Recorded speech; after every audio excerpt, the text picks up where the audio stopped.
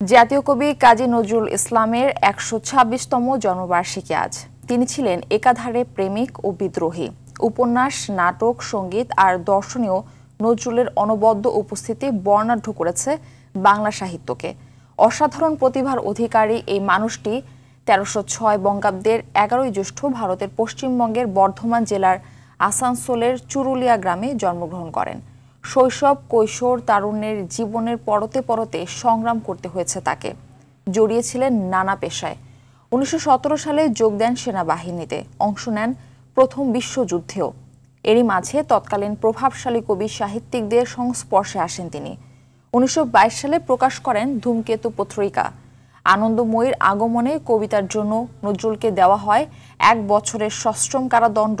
মাত্র ২২ বছর ব্যাপ্তির লেখক জীবনে তিনি রচনা করেছেন প্রায় ৩,০০০ গান, লিখেছেন অসংখ্য কবিতা, ছোট গল্প, উপন্যাস।